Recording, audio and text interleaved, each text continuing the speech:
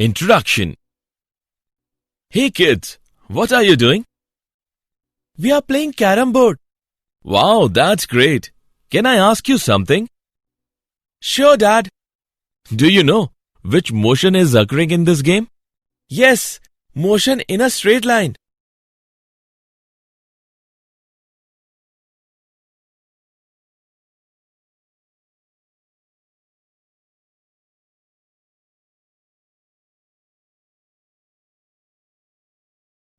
Objectives. At the end of this lesson, you will be able to define scalars and vectors, calculate multiplication of vectors, calculate addition and subtraction of vectors, understand resolution of vectors, define motion in a plane, define motion in a plane with constant acceleration, understand relative velocity, understand projectile motion, understand uniform circular motion.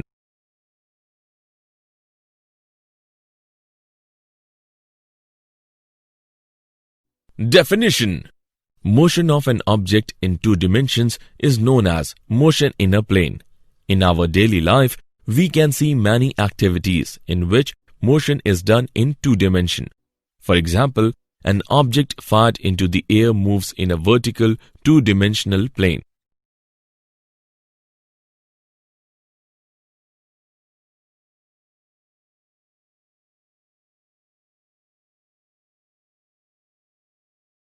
Scalars and vectors. In physics, quantities are classified in two categories. They are A. Scalar and B. Vector. Scalar. The quantities which can be specified completely by their magnitude alone. For example, work, energy, power, charge, etc. Vector. The quantities which can be specified completely by their magnitude and direction. For example, displacement, velocity, acceleration, force. The geometric representation of a vector is done by an arrow. Position vector represents the position of a particle with respect to any other point. Displacement vector represents the displacement of the particle between 2 points.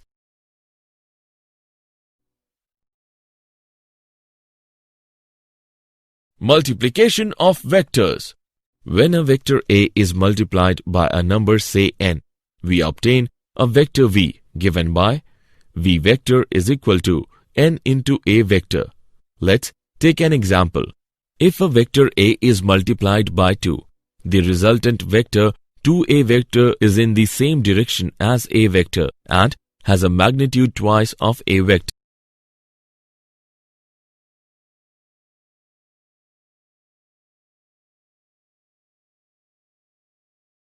Addition and subtraction of vector. Vector addition is done with the help of three laws. A. Triangle law.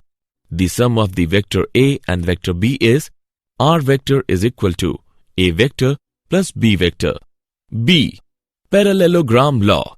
If two vectors are represented in magnitude and direction by two adjacent sides of a parallelogram, then their resultant is given by the diagonal passing through the common corner.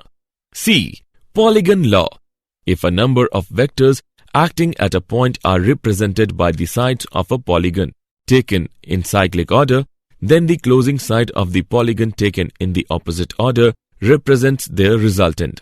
Subtraction of vectors. The process of subtraction can be seen as addition with negative sign given by. Resolution of vectors. The term resolution means breaking up into component parts. The process of resolution is opposite to vector addition. Now, what are the components? If a vector is resolved into several vectors whose combined effect is the same as that of the given vector, then the resolved vector are called the components of the given vector. Motion in a plane. Let's see motion in two dimensions using vectors, position vector and displacement. The position vector R of a particle P located in a plane with reference to the origin of an XY reference frame is given by r is equal to xi double dash plus yj double dash. A particle moves along the curve and is at p at time t and p dash at time t dash. Then the displacement is delta r is equal to r dash minus r. By putting values, we get delta r is equal to I double dash delta x plus j double dash delta y. In one dimension, the velocity and the acceleration of an object are always along the same straight line. However, for motion in 2 or 3 dimensions, velocity and acceleration vectors may have any angle between 0 degree and 180 degree between them.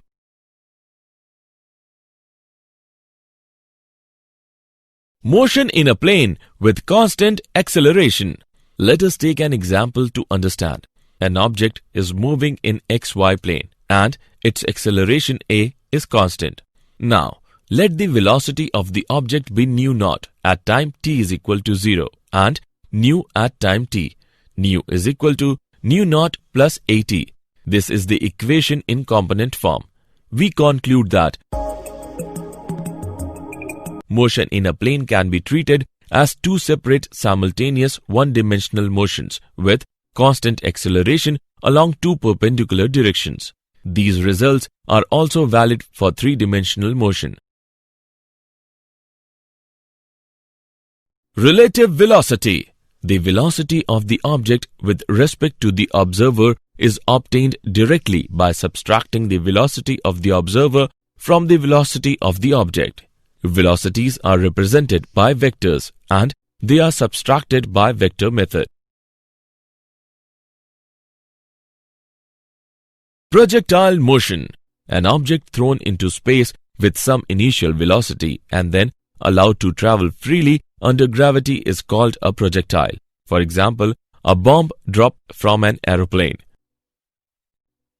A cricket ball hit by a batsman. Motion of an object projected with velocity nu naught and angle theta naught is shown in figure. The path of a projectile is a parabola. Time of flight of projectile is Tf is equal to 2 nu naught sin theta naught divided by g. Maximum height of a projectile is Hm is equal to nu naught sin theta naught square divided by 2g. The horizontal distance travelled by a projectile from its initial position to the position where it passes y is equal to 0 during its fall is called the horizontal range. Horizontal range of projectile is given by product of nu naught square and sin 2 theta naught divided by g.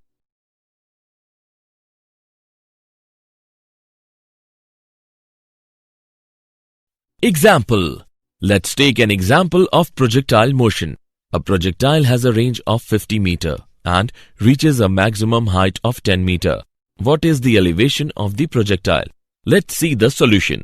We know that horizontal range is equal to product of nu square and sin 2 theta divided by g. We derive the relation between height and range is given by h upon r is equal to 1 by 4 tan theta. On calculating this equation, we get the value of theta equals to 38.66 degree. Uniform circular motion. The revolution of an artificial satellite in a circular orbit around the Earth is an example of circular motion. The time taken by the particle to go round the circle once is called the time period of the particle. The number of revolutions made by the particle in 1 second is called the frequency of revolution of the particle. When a particle moves with constant speed in a circle, the velocity is always tangential and has an acceleration which is directed radially inwards. Both velocities and accelerations have constant magnitudes but changing directions.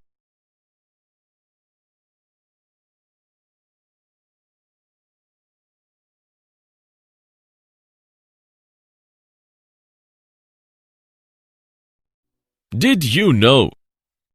The trajectory is a conic section like an ellipse or a parabola. This agrees with the observed orbits of planets and comets to a reasonably good approximation. Although, if a comet passes close to the Sun, then it is also influenced by other forces such as the solar wind and radiation pressure.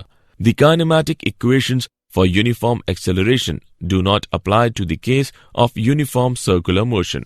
The resultant acceleration of an object in circular motion is towards the center only if the speed is constant.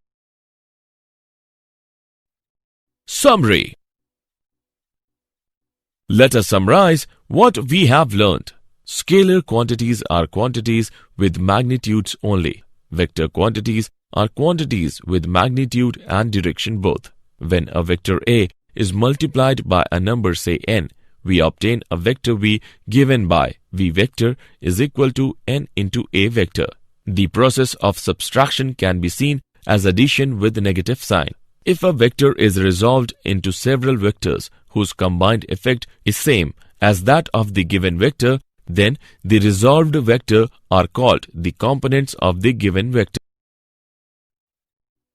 For motion in 2 or 3 dimensions, velocity and acceleration vectors may have angle between 0 degree and 180 degree between them. An object thrown into space with some initial velocity and then allowed to travel freely under gravity is called a projectile. When a particle moves with constant speed in a circle, the velocity is always tangential and has an acceleration which is directed radially inwards.